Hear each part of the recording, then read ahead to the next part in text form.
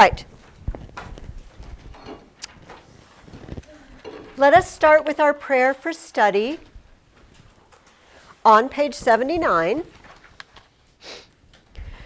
Christ, my Lord, the giver of light and wisdom, who opened the eyes of the blind man and transformed the fishermen into wise heralds and teachers of the gospel through the coming of the Holy Spirit, grant me discernment and understanding. I'm sorry, I skipped a line, didn't I? Through the coming of the Holy Spirit, shine also in my mind the light of the grace of the Holy Spirit. Grant me discernment, understanding, and wisdom in learning. Enable me to complete my assignments and to abound in every good work, for to you I give honor and glory. Amen. Most blessed Lord, send the grace of your Holy Spirit on me to strengthen me, that I may learn well the subject I am about to study, and by it become a better person, for your glory, the comfort of my family, and the benefit of your church and our nation. Amen. Beautiful. All right, let's turn to our reading questions, but while we do that, and those would be, the person who finds it first gets to say what page it's on. Page 39. Yay, 39, okay. I have papers on Roman dining. How were the stuffed dates? I'm so sorry. I completely forgot to give you some. It is all right. It is all right. I still have one left over. I'll give it to you next week. You know what is okay. You know what? Speaking of dates, this has nothing to do with our class, but Okay. It's a date. it is about dates, but it's not about Romans or anything. My husband works with a man from Lebanon. He came here when he was 18 and didn't speak English or whatever, and he's a citizen. And anyway, his sister lives half the year in Lebanon and half the year with him. She has a visa where she can come back and forth and live half the year. And then his wife is also Lebanese. Anyway, his sister comes back and forth, and she brings dates with her from Saudi Arabia.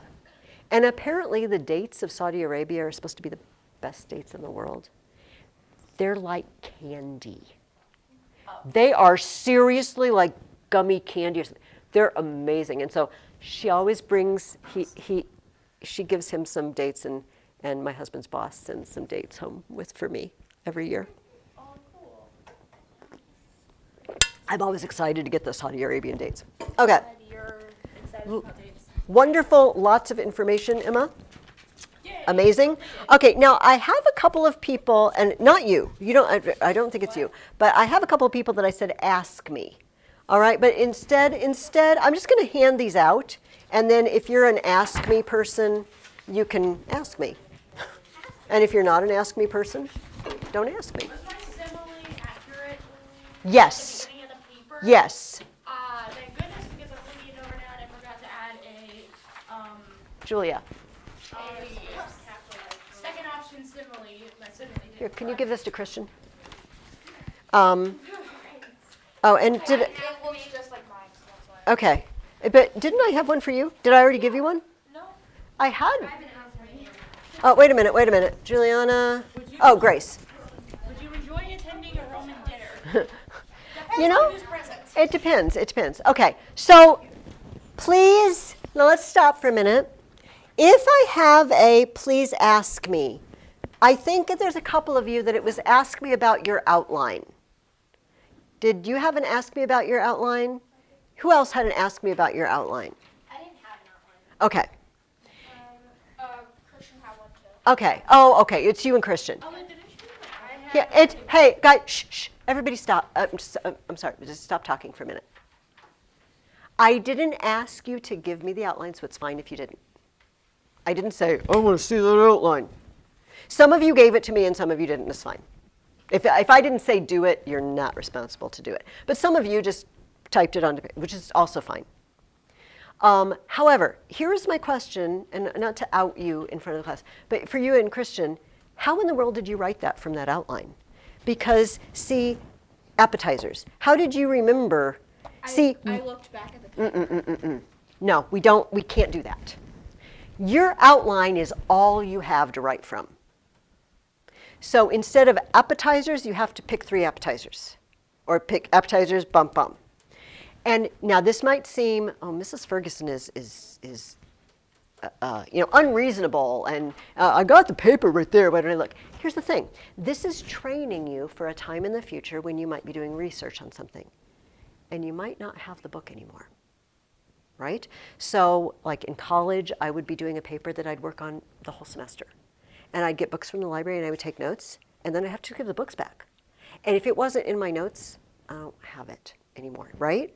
So when we do an outline like this, you're literally writing down 3 interesting things, and you have to only look at that outline and reconstruct it from that outline.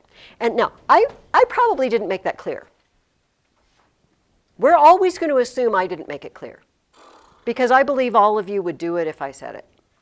But it works just the same as when we did the, retelling a story or whatever, and we just pick 3 words.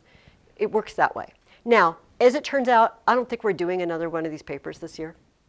I think this is the last one like this that we're doing, probably. So it's a moot point at this point. But just keep in mind, someday it might happen that you are looking into a topic and you have the book for a little while, but then you don't have it anymore. And so you have to jot down everything you need out of it, right? Now, would you have to limit yourself to 3 words? No. This is just sort of an exercise, but all right, does that make sense? All right. Did I write ask me about something on anybody else? I feel like there was something else. Is it you? Okay, and you too, Julia? Yes. Okay, let me start with Anne. Slide it back, Anne. Oh, that was pretty good. It flipped, but it's good. Okay. Ask me about the ing. All right. Now, some of you do guys, shh, listen. The ing is not easy. It's not easy. So I'm not ever going to say, I reject your paper because you did the wrong ing. If you're trying, but it is a grammatical thing that we need to learn. And so I want to look at the difference between 2 kinds of ings. Do you mind me, okay. You said dining in Roman times was an important part of life. That's not exactly what you said, but I made it shorter because I don't want to write all those words. All right? Now, this word dining, what job is it doing in this sentence? What's it being? Is it being a direct object? Is it being an object of the preposition? What is dining? Look at this sentence. What's the verb? Was is the verb. What was? Dining was. It's the subject. This kind of ing is called a gerund. It's being a noun. It's being a noun. The ing that we're shooting for is being an adjective. So it might be something like this. Dining in style, the Romans enjoyed their dinners.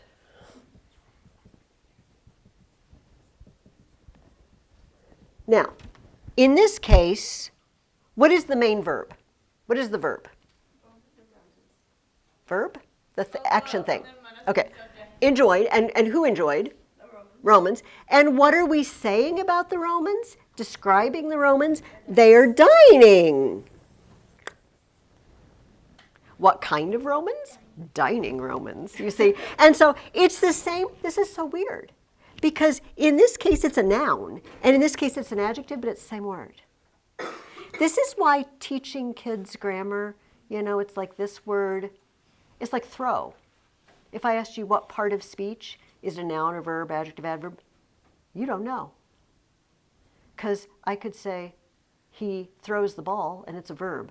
I could say, that was a good throw. And now it's a noun. It all depends on where it is. So does that make sense? This is the one we're going for. Now, I get a lot of these. And I am delighted if you do one of these. But I feel like I should point out to you the difference. Now, I had somebody in another class, not in this class. And they use the word during the meal. That's a preposition. It's not a verb at all. Like you don't do something, right? Was it you? Did you do it? I don't. But I was thinking of somebody who actually did it in another class. But it is an ing. It is an ing. So I'm telling you, this is a hard thing to crack. Oh, okay. You had a. Okay. Where I don't see. Oh, is on serving dishes. Well, see, but the thing is, it's an ing opener, right? So that would be the difference. And you have one too? So you couldn't find my alliteration Oh, yes. right here. Oh, I'm sorry. And then Yes, here, you got it. there was this. I meant that they were like they didn't have food from all around the world. They just had from. Oh, okay. That makes sense. Thank you. Thank you for clarifying. Whenever I ask you, like I did on Bryn's paper, she said something, and after she explained it to me, it makes total sense. She said, do you mind if I tell? Yeah. Okay. She said they had 7 courses, but then she said they were simple eaters. And I asked her, how is it simple eating if you have 7 courses? And then she just explained, because they ate local. You know, they were importing stuff from China, you know, probably. And so if I didn't understand, that probably tells Bryn, oh, if I want to express a thought like that, maybe I should say, their simple foods for all the courses came from local sources or something like that. And then it would rhyme. Their simple food for all the courses always came from local sources. It would be a little poem. Okay. Is there any other questions? Problems? Something? Okay. Okay, well done. We are all learning to write better. If y'all made no mistakes ever, you wouldn't need me, right? Oh, of course I need you. Thank you, Emma. And I make mistakes too. And then, you know, the guy who started the Institute for Excellence in Writing, Andrew Pudua, I read an article and was listening to a podcast that he was on, and he said, you know, I have a team of editors. When he writes stuff for the website or whatever to release, he said, even I teach a writing program, but I have a team of editors that stop me from sounding like an idiot. You know, to put out something that's totally wrong, because we slip up, you know? Even people who are doing it professionally slip up. Okay, that's enough. Let's take a look at part 2 of how Rome conquered Italy.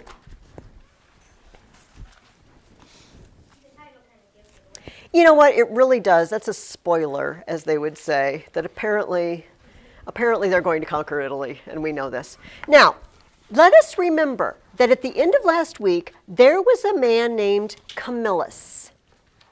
And Camillus had wanted to, some people had wanted to distribute land they had conquered among the poorer people. And Camillus didn't like this plan. And the people ganged up on him. They were so angry with Camillus that finally he just left Rome in disgust. He said, basically, you're hating on me so much that I'm just leaving. I'm just going into exile. But as he left, he said, "Oh gods, if I am being hated on and driven out unfairly, I want you to make them regret what they've done to me." And he left. And I'll be doggone, they did regret it very, very soon, because there was a group of people called the Gauls. Who are the Gauls? The Gauls are a group of people, and they are from Gallia, what is that today? What do we call this place today? This area of the world. It is a country.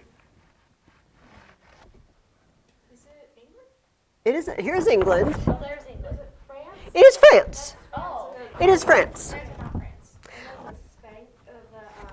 Hispania is Spain. Mm-hmm. France. Part of Gallia is Germany now, but anyway, you think of it as France.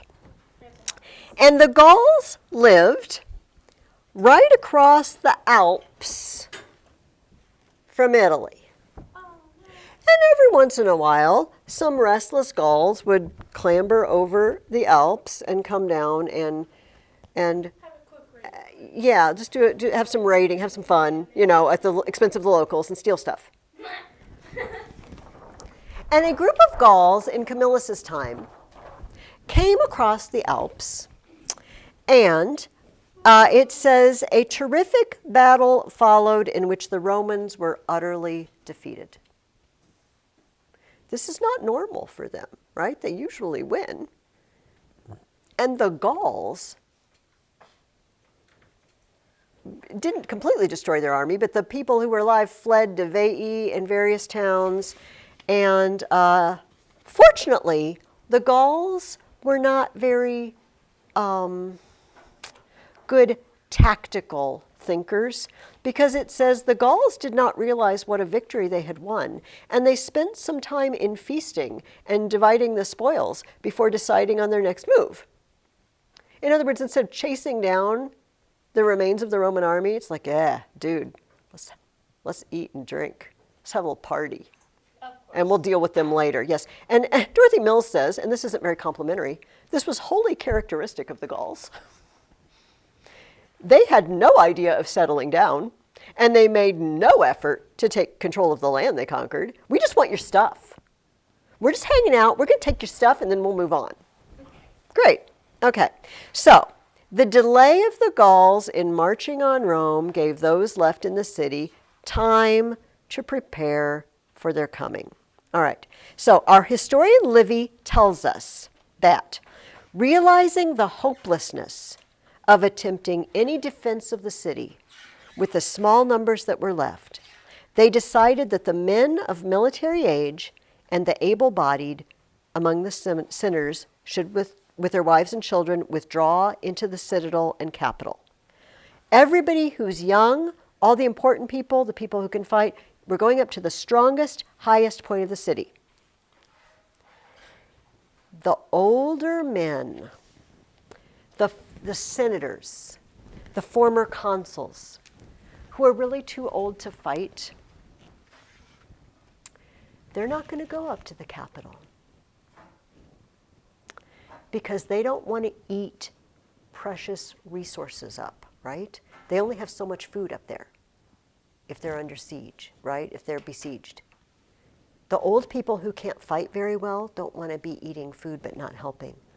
So here's what they did, guys. It's one of the most, I keep saying that, one of the most famous. They're all famous.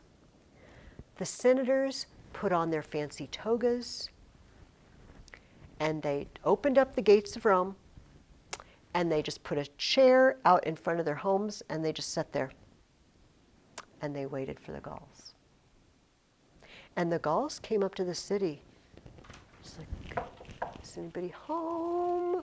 The gates are open. Are they going to jump out at us? What's happening? And then they see these old men sitting, and they're just not moving. They're just like statues.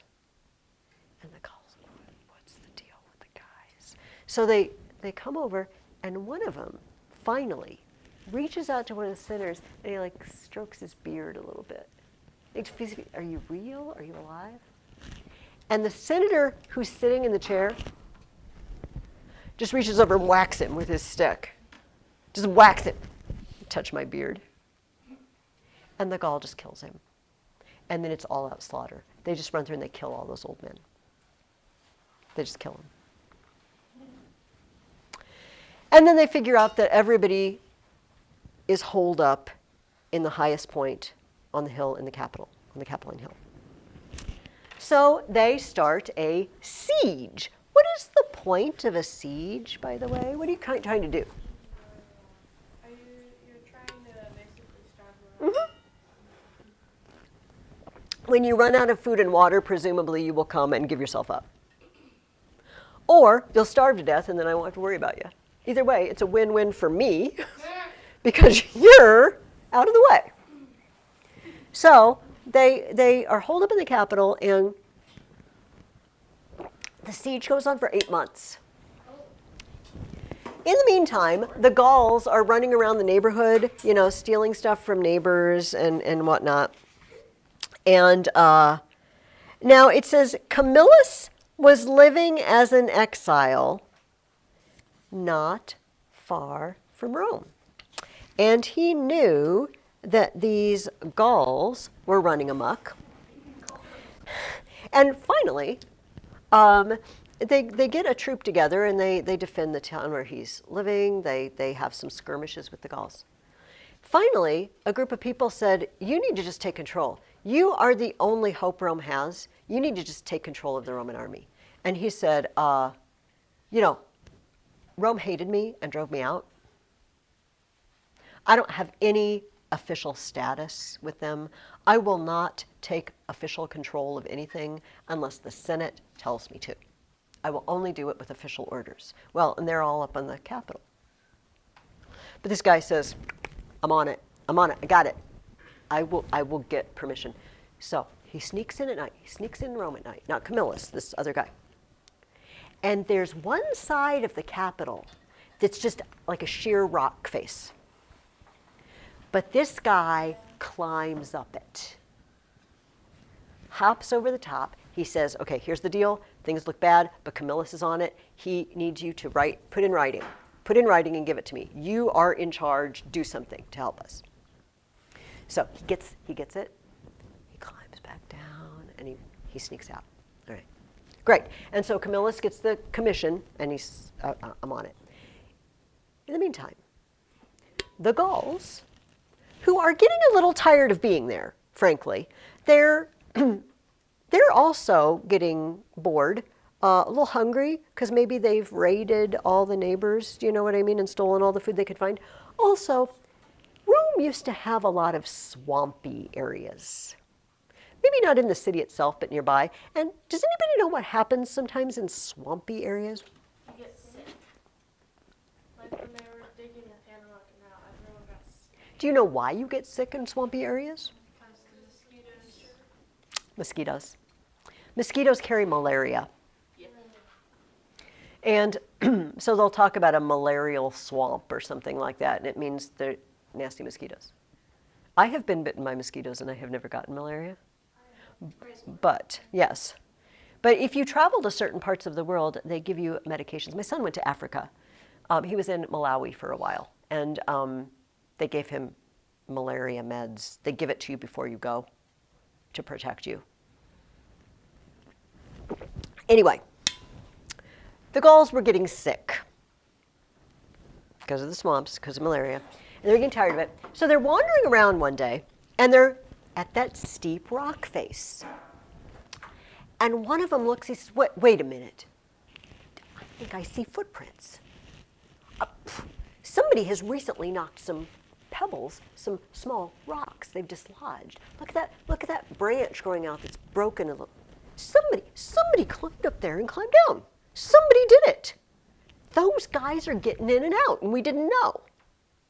And Of course, that's why they're not dead. well, actually they weren't, because they had stored a lot of food and they had a source of water up there, but it wasn't going well. They were rationing the food, and it certainly wasn't going well. But anyway, it was the guy who got the commission for Camillus. So one of the Gauls said, hey, if he can do it, I can do it. So that night, a group of the Gauls starts climbing up the mountain. Now, here's the first question I asked you. How was the Roman capital saved from the invasion? By the geese. Something you never thought you'd say. The geese saved Rome. I know. This is a funny story. The sacred geese of Juno weren't getting a lot to eat either because siege. And so they were not sleeping as well as geese. I don't know how well geese sleep, honestly. But they were awake. They were irritated. The guards of the wall were asleep, which is a no-no when you're a guard. And actually, they chucked them down the cliff because they slept on the job. But anyway, the geese honked. My neighbors now have geese. They have a pond, and they have geese, and I'm telling you, they are so loud, even in the winter when they get going. And then they do this. And I feel like they're laughing at me. Sometimes I'll just be in the house and suddenly, what? Stop mocking me. So they can be very loud. So it sounds like geese woke people up. Oh, geese will wake you up if they're really loud. So the geese roused everyone at the Capitol. They fought off the invaders, and Rome was saved. But not for long, really, because they're starting to starve up there on the Capitol. They're running low. They're running out of food. And they finally, and the Gauls are sick of it. They're getting sick. They're sick of it emotionally, but they're also sick of it literally because they're getting sick. And they finally decide to cut a deal. The Romans say, okay, you don't want to be here anymore. We don't want to be here anymore. Maybe we can come to some sort of arrangement. And the Gauls are like, yeah. So they come down from the Capitol. Some representatives of the Romans come down from the Capitol. And it says, an agreement was arrived at by which 1,000 pounds of gold was fixed as the ransom of a people destined ere long to rule the world. The humiliation was great enough as it was, but it was aggravated by the meanness of the Gauls, who used unjust weights on the scale. Do you understand what they mean? So scales, can you picture the scales that have the two pans? Yes. Right? And you, yes. And so you have to adjust the scale so that when it's empty, it balances perfectly in the middle, right? And then you put stuff on one side and stuff on the other, and you can weigh it. And if the scales balance again, then the stuff weighs the same, right? But this only works if you set it at the beginning to be even. If you set it to be like this at the beginning, you see, then it's not going to be true. Do you see what I mean? So the Gauls, not only was it bad enough that the Romans were going to have to fork over 1,000 pounds of gold, which is a good lot of gold, but they hadn't adjusted the scales, and the Romans knew it. It's like, wait a minute, that's got to be more than 1,000. And when the Romans protested, Brennus, the insolent leader of the Gauls, threw his sword into the scale. And with an exclamation intolerable to Roman ears, "Why victis? Woe to the vanquished." In other words, if you lose, tough on you. The winners get to do whatever they want, because that's the way the world works. Woe to the vanquished. Well, fortunately, while this was going on, Camillus arrived at the gates of Rome. He commanded the main body of his forces to follow slowly after him in good order, and he himself, with the choicest of his men hastening on, went at once to the Romans. When they all were giving way to him and receiving him as their sole magistrate, with profound silence and order, he took the gold out of the scales and delivered it to his officers. He commanded the Gauls to take their weights and scales and depart, saying it was customary with the Romans to deliver their country with iron, not with gold. We save ourselves with the iron of our swords, not with gold. The Gauls were very angry, but for the time they withdrew. At daybreak, Camillus appeared before the camp of the enemy. A sharp battle took place in which the Gauls were routed and they fled. Guys, this happened. You do not have to write this down, but I think it's interesting. This happened in 386 BC. Rome would not again be invaded. The city of Rome itself would not be invaded by an enemy again until 410 AD. So we'd add these, right? Like it's this many years to the year 0. There's a 1, and then this many years. So 6, 9, 7. 796 years. Rome is going to go without an invader setting foot in the city. Oh, they're going to come up to the gates. They're going to come close, but they're not going to invade. That's a really, really long time. So in a couple of months, we will read about this. And you can probably imagine it freaked him out a little bit. guys, it's been almost 800 years before an enemy, and oh my gosh, the enemy has come in. You know, some people thought the world was ending.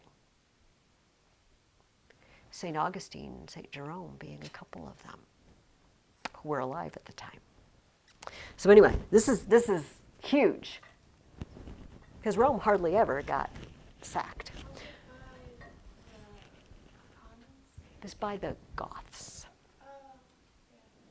The Goths. Okay, next up, the Latin War. What's the deal with the Latin War? Well, the Latins were the people who lived in Latium. They were the locals, right? The locals. And you know, they had been, a lot of them had already fought with Rome and been conquered by Rome. But this happened a long time ago. You know, they'd been working with Rome for a long time. And going back and forth. And remember, it wasn't very far north, the Tarquin kings came from. So they'd been working together for a long time. And the Latins said, here's the deal. You treat us like second-class citizens. Like, why don't we have full rights that Roman citizens have? Why can't we come into Rome and be a consul or a senator or whatever? You know, I mean, we do help Rome. We're just as good as you. But a lot of Romans didn't like this, and here's the problem. When the Gauls invaded, the Latins didn't help. And sort of when you're allied with someone and they get attacked, it's good form to help them. We can all see that. And they didn't. So a lot of people in Rome said, yeah, nix on that, you Latins. You know, we'll trade with you and give our, you know, intermarry with you and stuff, but it's not like you're Romans or anything. This argument broke out into a war again. And one of the consuls, well, there were two consuls, Titus Manlius and Decius Mus. This interests me because mus, M-U-S, means mouse. Mus muris, mouse in Latin. I don't know why he's called the mouse, but. And there was a prophecy that victory would be given to the people whose general should sacrifice his life for the country. Great. So somebody's going to die, and if the Romans want it to win, one of their consuls is going to have to die. We don't know who it is yet. But Titus Manlius was in charge of half of the troops, and his son, first of all, Titus Manlius had told everyone, no fighting without orders. I don't want the enemy engaged until we declare we are attacking, no fighting without orders. But his son, also named Titus Manlius, was like, wandering around close to the enemy lines and starts taunting, one of the Latin guards, and they're trash talking each other, and a little skirmish breaks out. And young Titus Manlius wins, and he takes his stuff, and he goes to his dad. He's like, oh, here's the stuff I took from the enemy. I'm awesome. His dad's like, oh, didn't you hear I told everybody? Don't do it. This is the next question I asked you guys. What difficult decision did Titus Manlius, the consul, have to make? What did he do? He had to execute his son for disobeying orders. It's brutal because his son won. But, okay, let me just, before I say anything about it, why in the world would someone do that? Why is it a big deal? Just let him go. Why is because if they don't do it, then other people will start disobeying him because there's no punishment for it. Yeah, it would prove, hey, I don't have to do what the general says. And is it important in an army to do what your commander says? Oh, yeah, I mean, lives depend on it. Were you going to say something else, Bryn? Was yours something different? Can anybody think, this is kind of interesting to me, do you know, this happened once in the Bible, in the Old Testament. Can you think of, there was a young man who disobeyed orders. It wasn't orders not to fight, but it was orders not to eat. The commander said, nobody's going to eat until we've conquered our enemies.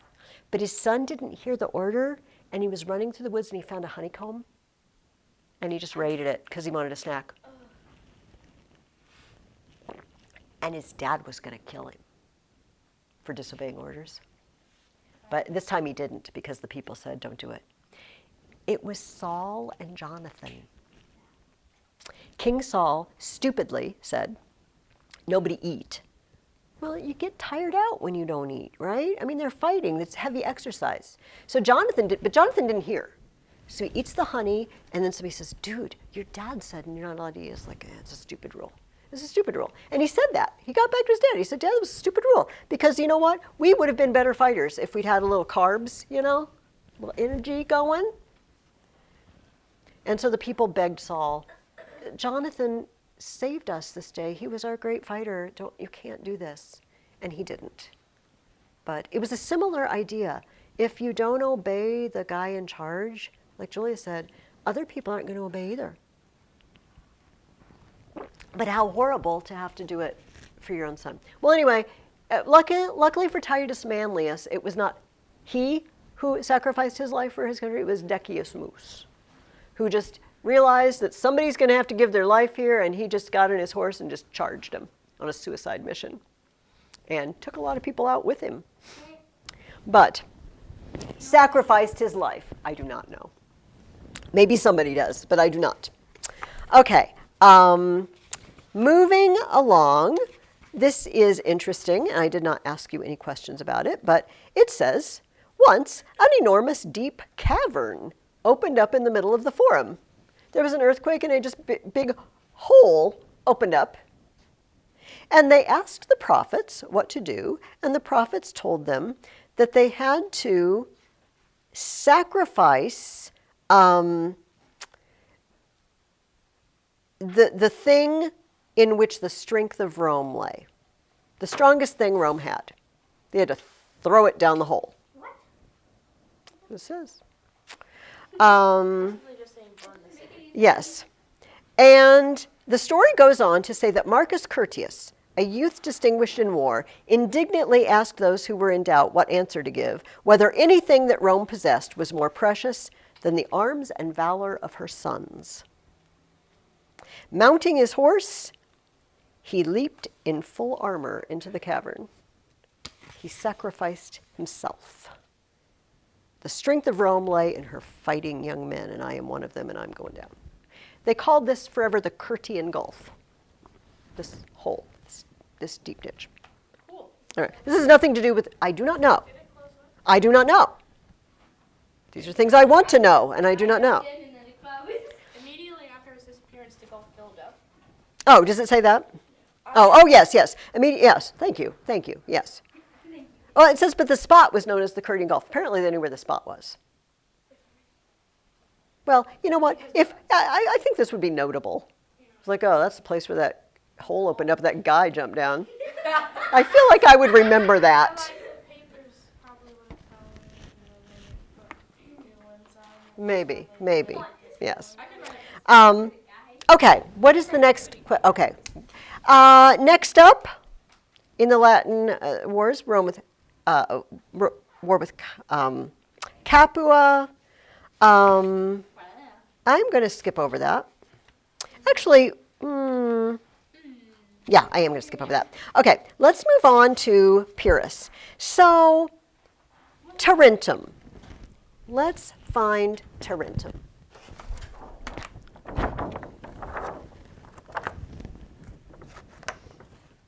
Here is Tarentum. It is down, very, very down in the heel of the boot of Italy. And does anybody remember what kind of people had settled in this area? Greeks. They were Greek cities. And Rome kind of had an agreement with Tarentum that makes more sense if we look at this map. Here's Tarentum. Do you see Rome is on this side and Tarentum is on this side? And the agreement was, and Tarentum had quite the trade business. going with the East because they were Greek. They do. So there was kind of an agreement that, hey, Rome, you do your thing over here, and we'll do our thing over here, and you really shouldn't be, don't do this. Don't sneak in and undercut our business by trying to trade with these people. Well, Rome did it. Rome went, and infringed on their territory. So the people in Tarentum sent back to Greece for a general to come whoop up on the Romans, because we're sick and tired of these Romans telling us what to do and not keeping their promises and whatnot. So they sent to the Sea of Epirus, and they called for a king named Pyrrhus. This was after Alexander the Great, by the way. We're far enough up in history that we're in the 200s, early 200s BC. And so Alexander the Great, that's already happened, and he's died and everything. And Pyrrhus knew all about him. And was like, oh man, Alexander's awesome. It's a shame I never get any really good opportunities, because I'm pretty sure I could be an Alexander, maybe. Maybe on a small scale at the very least. I could make a name for myself, but there's just not a lot of opportunity. And then suddenly Tarentum says, hey, Pyrrhus, you want to come fight the Romans? Like, boom, this is my golden opportunity. I'm going to go fight the Romans, because they'd heard about the Romans in Greece. So he goes to Italy. He brings elephants. This is the first time the Romans have ever seen elephants. They called them gray oxen. Close enough. Gray, exceedingly large oxen. Close enough. Close enough. And it says, the first great battle between the Romans and Pyrrhus was fought in 280 BC. It was in this battle the Romans saw elephants for the first time. They were defeated. The Romans were defeated. And Pyrrhus advanced to within 40 miles of Rome. Now, before I read the rest of the sentence, I'm going to ask you the next question. What is a Pyrrhic victory, Emma? A victory that was won at a large price that almost ruins the conqueror. You technically win, but you lose so much you might as well have lost. Exactly. So this happened twice. It says, Pyrrhus suffered such losses that he sent an ambassador to Rome to discuss a treaty of peace. One of the senators said, I don't think so. We don't arrange peace terms with people who have invaded our soil. You go home, and then you send an ambassador and we'll talk. Pyrrhus is like, they can't talk to me that way. I'm not doing that. So they fight again. War began again, and Pyrrhus won another great battle, but his losses were so appalling that he could not follow up his victory. To one who was congratulating him on having won, he said that another such victory would utterly ruin him. Any more victories like that, and I'm done for. Like in Risk, when you have one track there, and they all get killed and you have one guy left. Yes, it cost you, you might have technically won, but it cost you so much it wasn't worth it. That's a Pyrrhic victory. Name for King Pyrrhus. How would you like to go down in history? Your name is attached to meaning I technically won but lost so badly that it almost ruined me. That's really not the way anybody wants to go down in history. I don't really care. I just want to go down in history. Oh, except not for something nefarious like the most notable bank robber, not like Bonnie and Clyde or something like that. No. We cannot. Okay. You should not. You can, but you shouldn't. Okay. All right. So it says, she wraps up the chapter. For more than 2 centuries, Rome had been struggling for the control of Italy, and now she had won it. Fair lands had been wasted, fields had been laid bare, countless lives had been lost, but civilization was on the side of Rome, and Rome had triumphed. Now, the last question I asked you is simply an opinion. This wasn't in the Dorothy Mills book, but why do you think the Romans fight all the time? What do you think, Bryn? Because they have so many enemies. Okay, but So in most cases, were those people attacking them first? They were doing something to tick them off, and then they. Okay. So if somebody, I like this answer. If you do something to tick someone else off and then they attack you, whose fault is it really? Yours. I feel like it's really yours. Well, yeah, because there's a difference between having emotions and then letting them get to you so badly you do something you'll regret. It is. There's a big difference between those two things. What do you think, Grace? I think it's because of their roots, how they literally built Rome off fugitives, stolen women, thieves.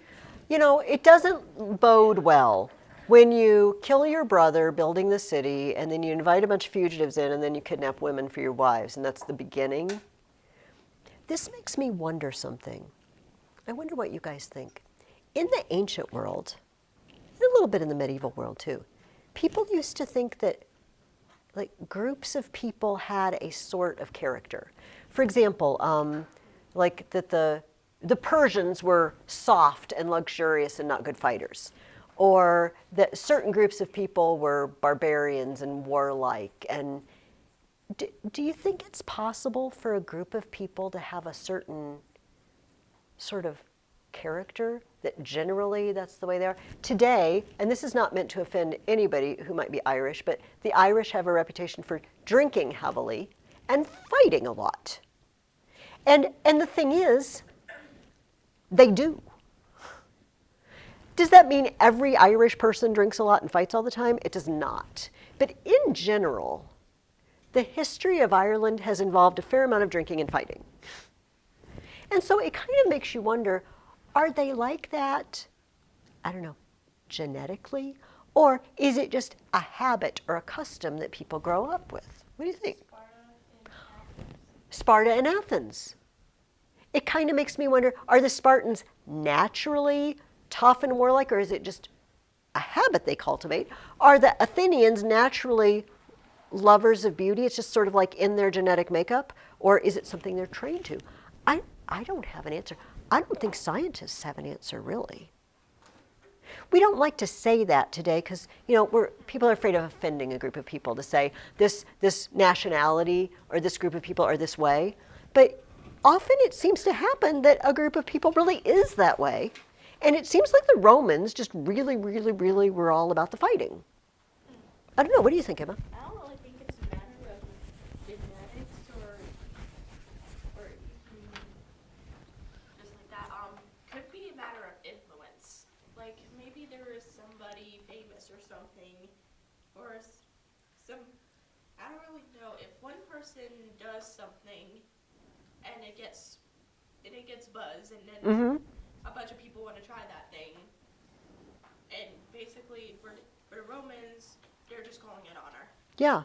In principle, so Because their forefathers were like that, yeah, like their so idols. It could be a mix of history and influence because they kind of collide together. Yeah, no, that's very possible. You know, that they argue about whether we are the way they are due to nature or nurture. And they mean, are we naturally that way or are we brought up that way, right? And maybe it's a little bit of a mix, but that's a good, who you revere or idolize and you want to be like, and you know, if that's Romulus, then that might set the course for you. I have no answer to that. It just seems remarkable that they just are like that. That, of course, the Greeks were fighting with each other all the time, if you recall. It's not like they were just so peace-loving that they just all got along wonderfully. They were constantly fighting with each other, not with non-Greeks, but with other Greeks, you know? Yeah, like I say, if you can find something to fight about, then there's no hesitation. People are going to fight about that. This is true. Maybe this is a human thing. Obviously, because we're all sinners. Right. I don't think- Not a Greek thing or a Roman thing, but It's a human thing. it's a human thing. Interesting. Okay, for next week, I would like you to read in Dorothy Mills chapters 7 and 8. Chapter 7, where are my glasses? Chapter 7 is called How Rome Ruled Italy. I mean, it's just the next two. Yes. So we had how they conquered, how they ruled, and then chapter 8 is called The Character and Religion of the Early Romans. Ooh, Maybe that'll make up for how they ruled. Well, Maybe that'll be more interesting. It'll be definitely more interesting to write up this piece of paper about sure the Romans have believed in this religion and blah blah blah. Oh, that would be good. So So, I caused my own destruction.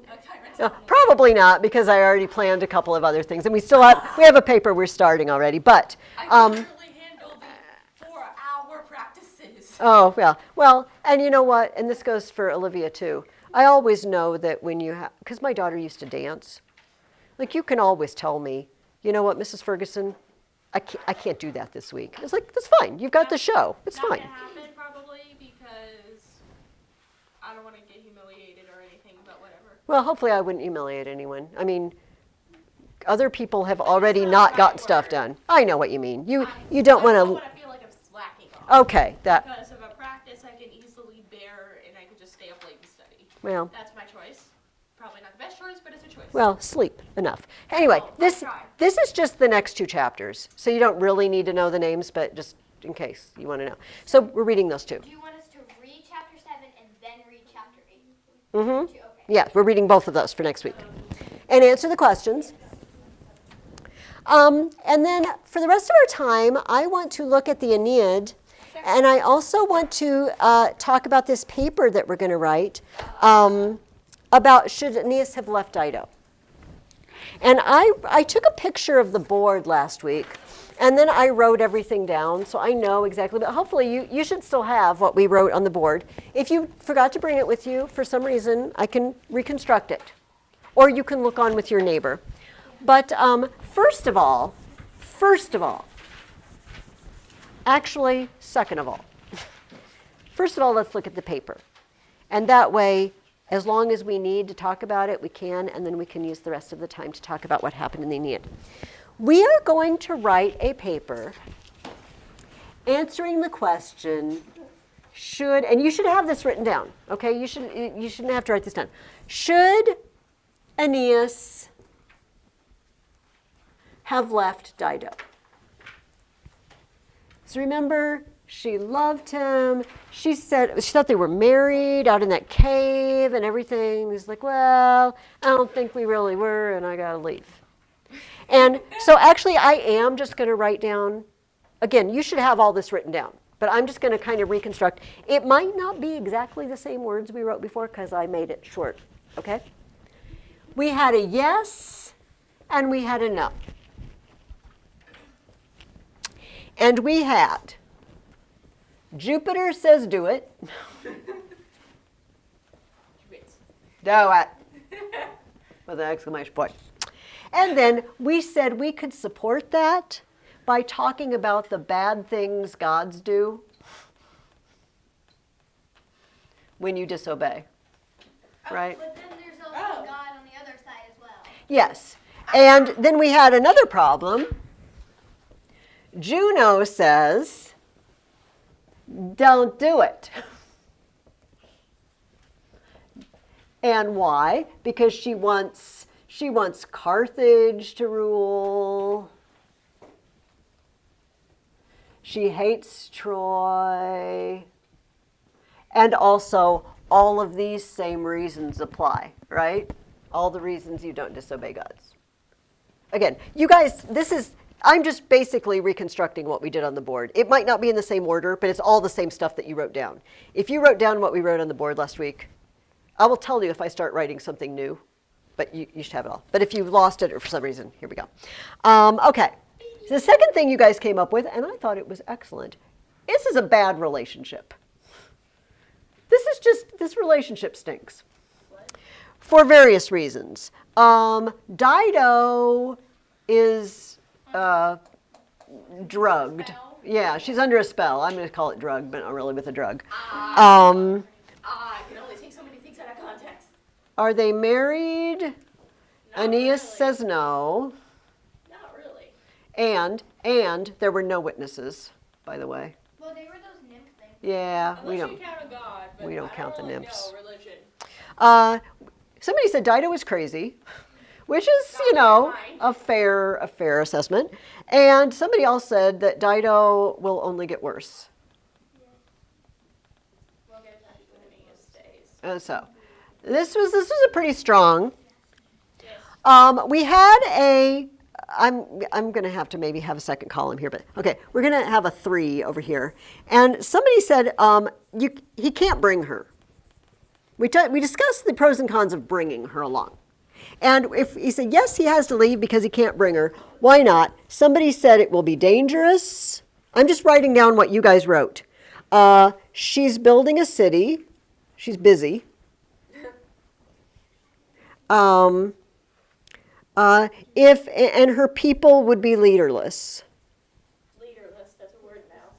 I think it's a word. Sounds like a We're going to make it a word. like a surname. Leaderless. Like a Harry Potter-esque character. Oh, leaderless, Professor Leaderless. And okay, and we had a 4. If he doesn't go,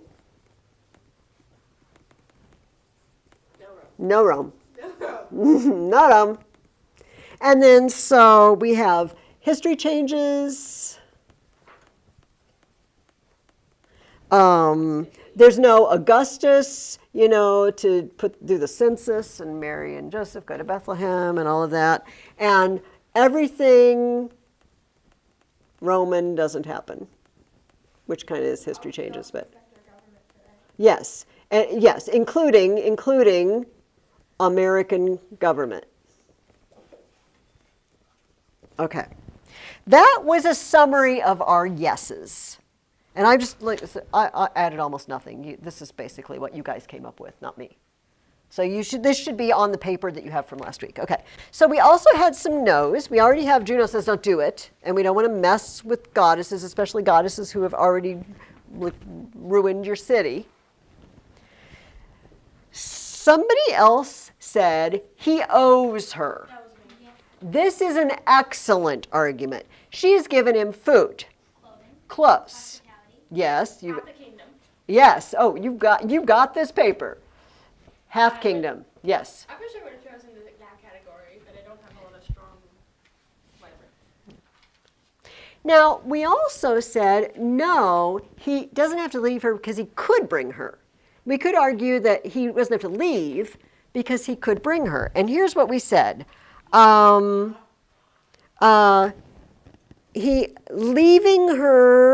Leaving her leads to her death, causes her death. So that's a good reason he should bring her. Carthage, Are we talking future tense or yes, it can be now or could cause her death? yes, yes. Well, we can take into account what did happen. It's okay. We can be out of time, outside time. I'm picturing myself writing this from the viewpoint of the present, not the future tense. Not like this already happened, but what will happen if this happens. We can say, should he have done it? So we are allowed to use stuff that happened later. But you don't have to if you don't want to. Okay, that makes You can choose your perspective. If you want to be, I am Aeneas right now, I don't know, should I leave? Or you can be, I'm reading this story and I know everything that happened when he did leave. But I don't know everything that happened. No, we don't know what would have happened if he had stayed. Except we do know that history would be changed. Because he wouldn't lead to Rome, yes. Although, would it be changed because it wouldn't have happened? Well, that's true. It would be, we'd split off into a parallel universe. This is a deep question, Evelyn. Okay, so Carthage has no ruler after she dies. No ruler after she dies. We didn't write that, but I'll write that. He causes pain and suffering to her when he leaves her, obviously, and she that goes along with the pain and suffering. And she might, if he doesn't bring her, she might try to hurt them. Or herself. Yeah. Well, she does hurt herself, but she might try to hurt herself or hurt them. So we didn't really have any more good no's. And so I have a question for you guys. Did anybody come up with another good no? What do you think? Maybe I could add on to the could bring her category. Mm-hmm. Dido is a leader, right? Sort of a queen. She's building a city. So maybe that could benefit Aeneas in some way if he travels to other kingdoms, because Dido has like this sort of queenly status. So she could like help with persuasion and like luxury, etc. That's very good. So I'm going to put a star by that. Dido would be an asset. Dido would be an asset in all of those ways. And you could probably just use this. This could probably be your one. She would be an asset in, what did we say? Negotiations. And what else did you say? What's a couple more? Luxury, power, all the things that her queen status. That's very strong. She might really be an asset. I like that. Thank you. Did anybody come up with another one, Evelyn? She may not be an asset though because she may be too full of herself in love. Too crazy. Yeah. Well, you know what? Here's the thing. You're never too crazy to brag about your queenly power. This is true. Here's the thing. I tell this every year to every class, and it sounds a little nefarious, but it's really not. When you're arguing a position in a paper, you're picking a side, and you just conveniently don't talk about the stuff you don't want to talk about, right? If it doesn't fit your narrative, so if I'm like, no, he could take her. He doesn't have to leave her. He can take her because she's such an asset. And we're just going to sweep under the rug the fact that she's just half whacked, all right? But if I'm over here, if I'm arguing this side, I'm like, no, there's no way he could bring her. It's dangerous, blah, blah, blah. And I'm just going to conveniently ignore the argument, in fact, of, yeah, we could. We're just going to separate that, okay? All right. I think there's plenty here to write a paper with. So hopefully, I asked you guys, and if you haven't done it, it's fine. You've got plenty of time. It's not going to be hard. The first step of this is choose a side, right? The first step of writing. Now, may I erase all of this? Okay. Oh, okay. Here, I can write in the middle, Julia. Here, how about, I'm good. Okay, I was going to say, we're going to, that's okay. Just in case somebody says that, I'm going to make my own little, it's my door to nowhere, okay? This is going to be my outline door. So what you want to do is pick a side. Basically, everything you need for the main part of your paper is on the board. In this case, you've actually got 4 things to choose from, but you only need 3. No. Can we do 4? Oh, sure. In this side, you've got 3. So this is what our paper looks like. This you do want to write down. What I'm about to write in the little square, this is a good thing to write down. Your paper is going to have 5 paragraphs. We're going to add an introduction and a conclusion. Yeah, that's all right. So, Yeah. and conclusion. And we're going to have reason 1, reason 2, and reason 3. And 3 supports for each. And 3 supports for each one. So let's talk about this middle part first, okay?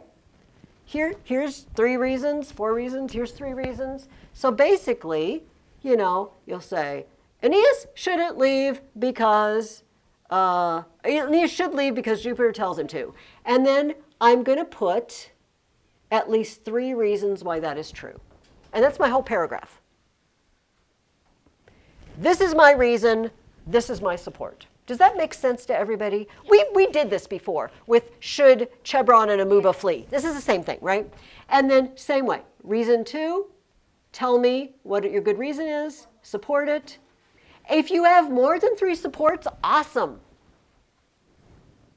Less than 3 supports is kind of a weak argument. If you can't think of 3 good reasons that it's true. But we have 3, maybe not here, but, well, we did because we had bad things happen because you disobey God. But you can't really do it and Jupiter says do it. Well, Like, it's bad things God do to you when you well, you could. You could Niobe, Arachne.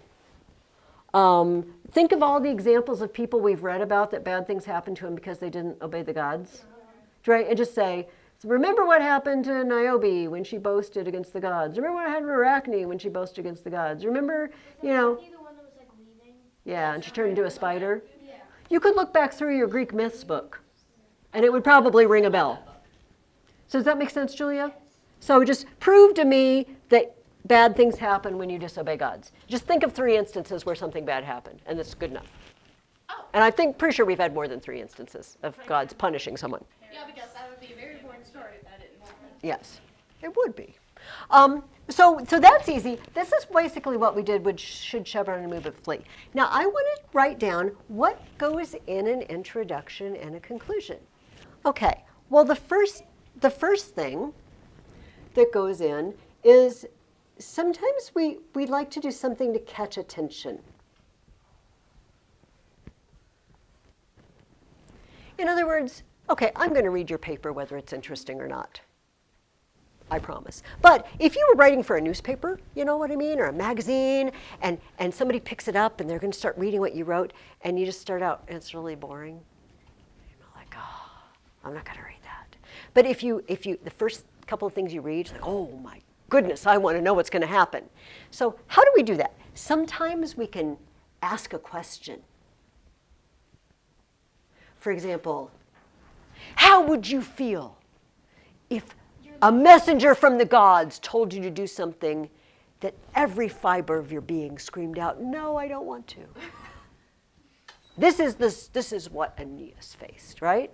Or how would you feel if some crazy person was holding you back from your destiny? Okay? And then if I read that, I'm like, oh, that wouldn't feel good. And I want to read the rest of your paper, right? You can use a quote. You could quote the book. That was hard to do because you've got to find a quote that makes sense.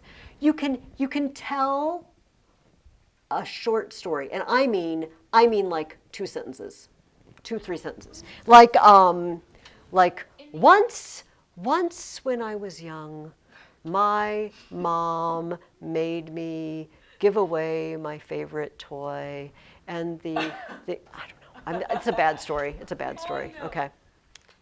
Probably want to stick with the question. This is the easy one, all right? This is the easy one. But it engages your reader, okay? What else do I put in the introduction? I give the backstory. Oh. In other words, what does someone need to know? They just need to know that he got shipwrecked on an island. Dido helped him, and now he's leaving. Yes. Also, somebody drugged her Yes. with an arrow. Do I need to know the entire story of the Aeneid? No. No, Because we don't. don't even know the entire story. You don't even know the entire story yet. No, we don't want to do that to our reader. We just need to say, in the poem, the Aeneid, Aeneas shipwrecks on the coast, and Dido saves him, and they start living together, possibly married. That's really all you need to say, okay? Yes. Didn't you also, another thing to put in there was, the name of the book and, the author? Yeah, putting the name and the author, in the Aeneid by Virgil, or in the Aeneid for Boys and Girls by Alfred Church, it's fine.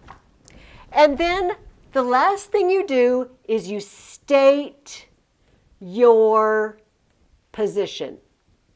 In other words, Aeneas was so 100% right to leave Dido. Or Aeneas was a dirty, rotten scoundrel for leaving Dido, and he never should have done it. Okay? So you choose a side. I want to know which side you're arguing. Yeah. Does that make sense? I want to. That's it. It only needs to be like maybe 1, 2, 3, 4 sentences. 3 or 4 sentences. It doesn't need to be a page. It just needs to be a few sentences. Okay? Then give me reason 1, reason 2, reason 3. Okay, what goes into conclusion? Conclusions are hard for people because you don't just want to say the same thing you said in the introduction. It seems awkward. But here, yes, as you see, so you restate your position. Yeah, As because you it's see, the he clinchers. should have left. Yes, as you can see, the evidence is overwhelming that he did absolutely 100% the right thing when he left her. Or, as you can see, it is obvious to any thinking person that this was a terrible, horrible thing that he did. But restate it. But guys, don't use the exact same words, right? Whatever you did here, don't just copy the sentence. You're creative enough. You can think of another way to say it. And then here's the hardest thing, I think. Which reason is most important and why? This is your That sounds opinion. There is no right or wrong. Why?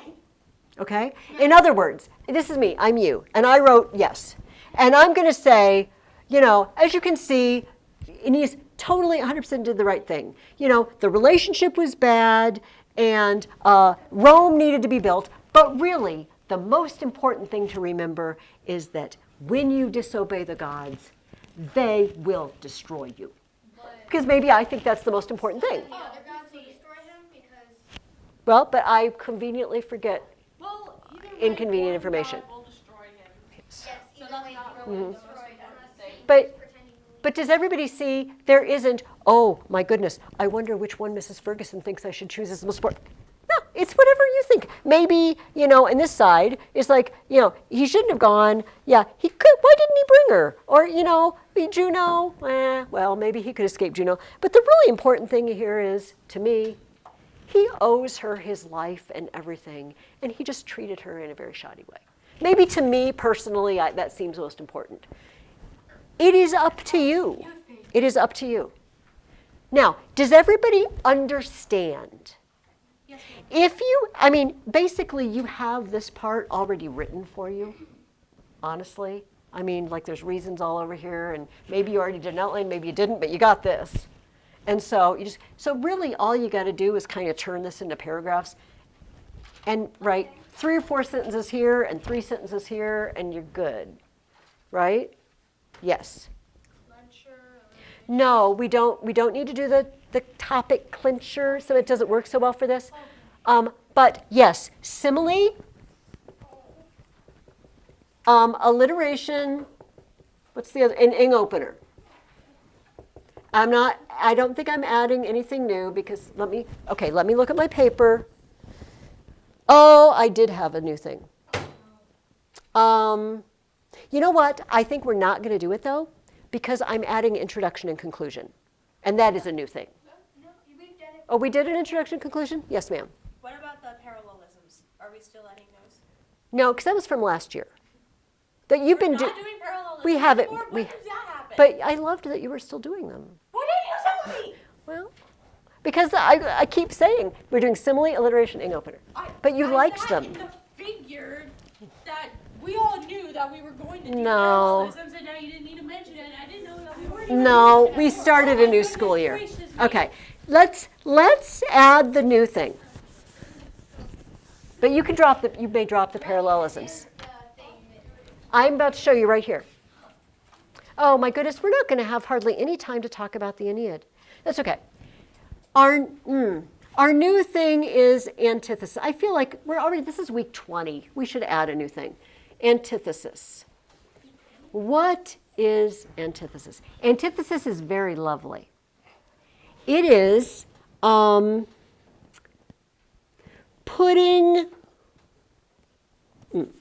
comparing two unlike things. I'm gonna give you an example, okay? Unlike or opposite things. For example, let me give you a couple of examples. Sun and the moon. No, that's not what I mean. You'll see better with my examples, okay? In winter, I drink hot cocoa.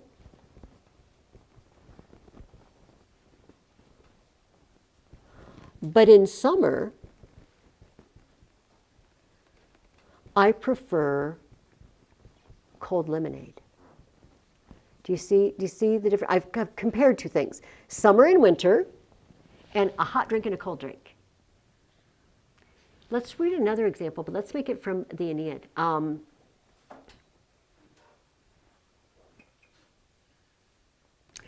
Dido loves Aeneas fiercely, but Aeneas loves future Rome more. So we have kind of not opposite things. She loves him, but he loves something else. And we set them side by side. Let me think of one more.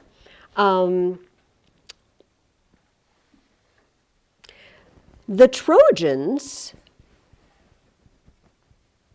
arrived, hungry and destitute.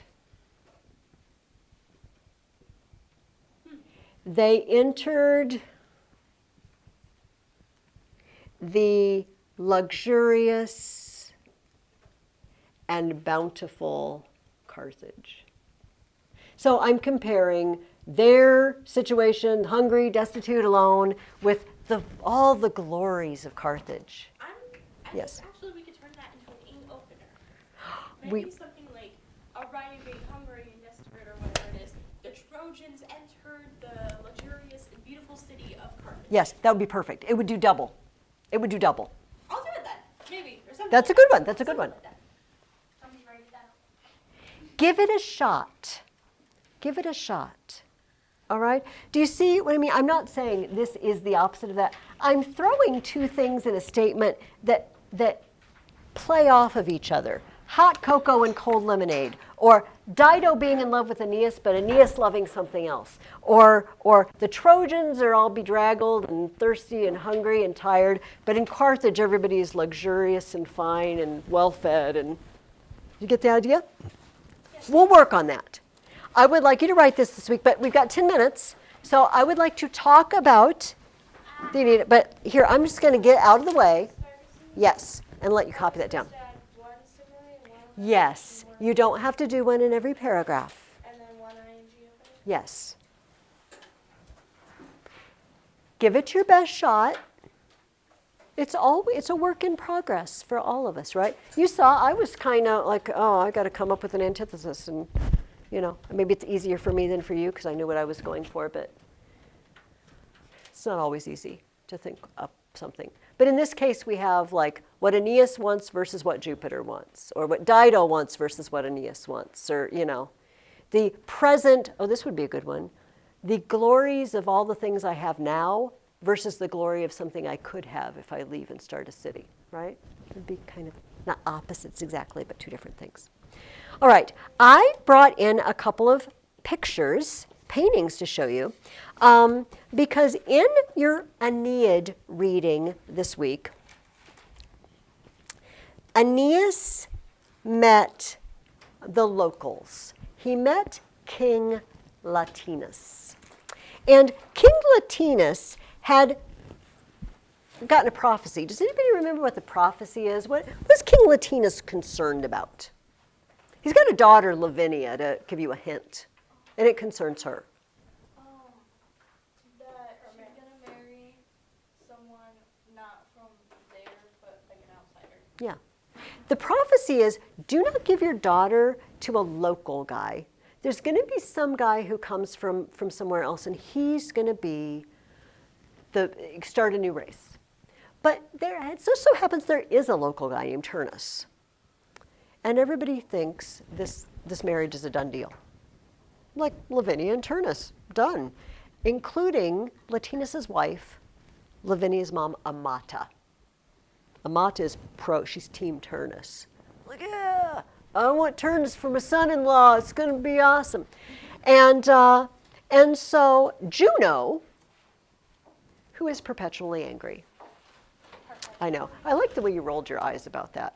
This is the proper response. Juno decides to stir up trouble. And she does three things. Does anybody remember something that Juno does to cause up trouble? Because Aeneas comes and he sends an embassy to King Latinus, and King Latinus is like, yay, I've been looking for a foreigner to marry my daughter. I think this is perfect. You're the guy. You seem like a good sort. Yes, you build your city and it'll be hunky-dory. But it doesn't turn out that way. They end up in war. What does Juno do? Doesn't he go into the place of where his daughter should have married, or the man who the girl should have married, Mhm. and made him like mad, but he thought it was a dream, and then he woke up and he was like mad. Oh yeah. But it wasn't Juno. She goes to the underworld and she calls on one of the fates, Electo. Oh. Right? And it's deeply creepy. Because Electo comes and she visits Turnus. And she looks like an old lady.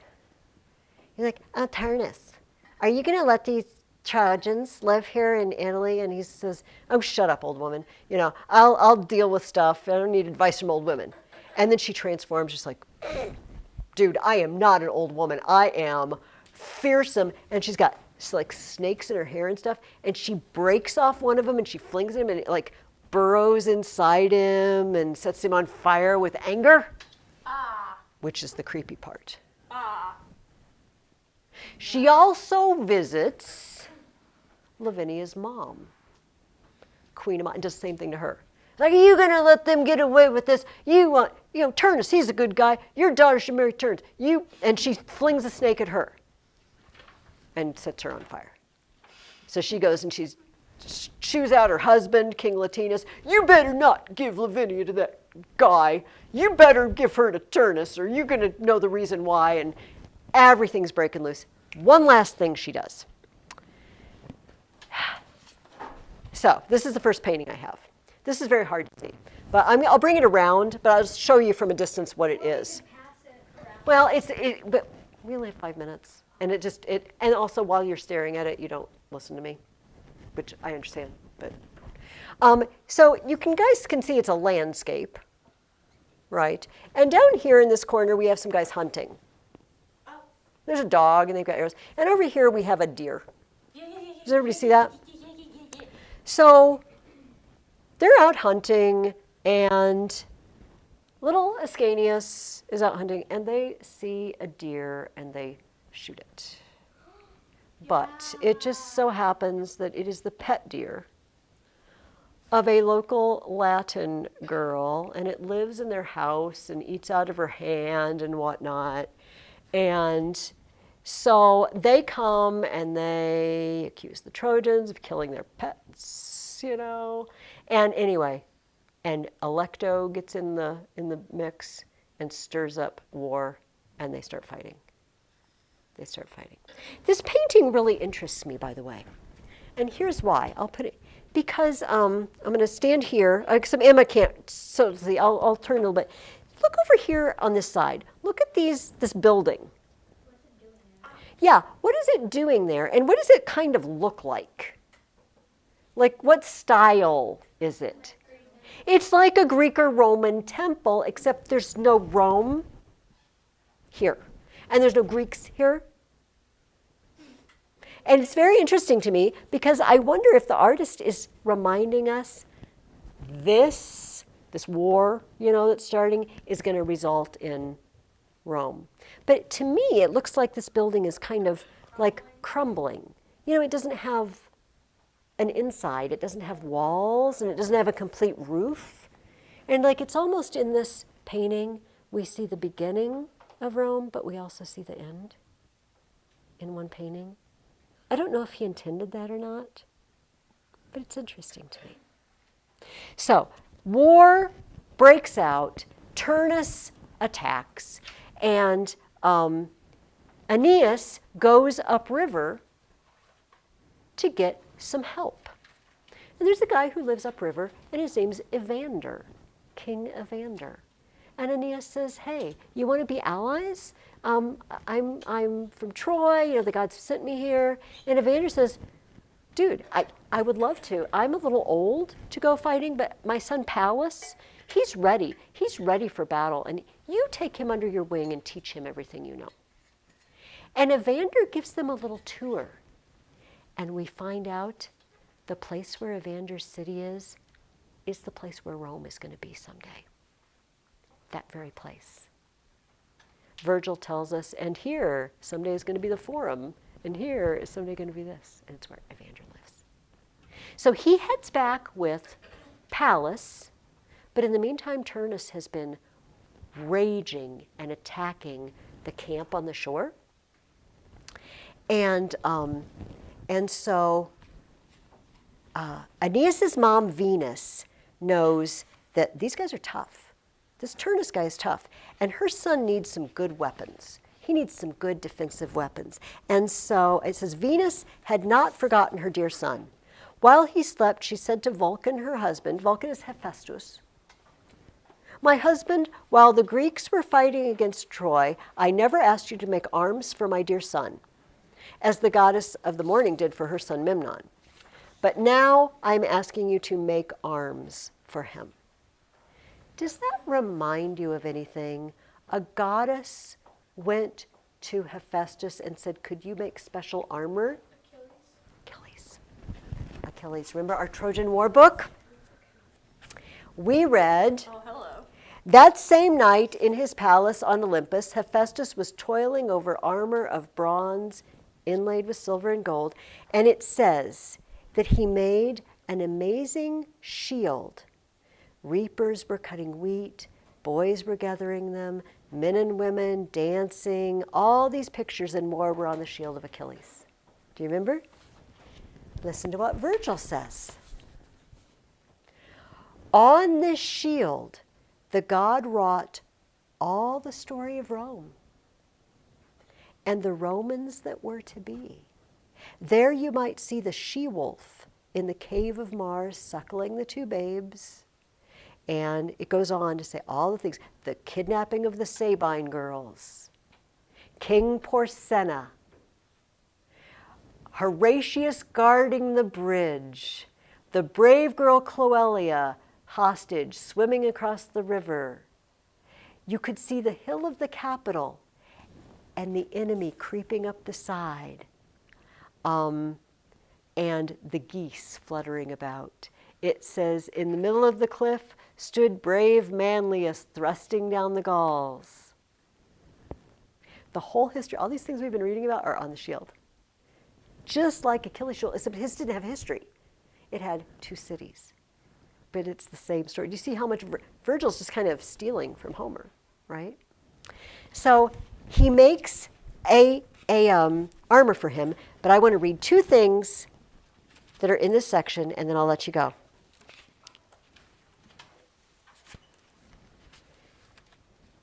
Turnus says, Paris stole a wife from Greece.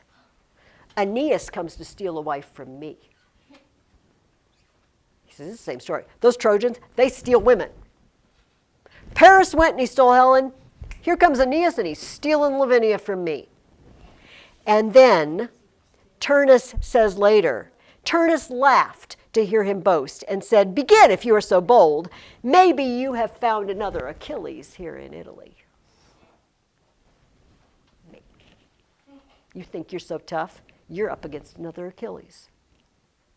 Do you see? The poet over and over wants us to realize he's telling a continuation of the same story, right? We have another Paris, another Achilles. But our question is he really? Who is the real Achilles? The awesome fighter. Is it Turnus? Or is it our hero Aeneas? For next week, I would like you to read, finish the Aeneid. It's chapters 18 through 22. We've read 2/3 of it already. So the last third, it's chapters 18 through 22. But anyway, wherever you stopped reading, start there and go to the end. And write the paper. We are meeting next week. Come here next week. But the next week we have a week off.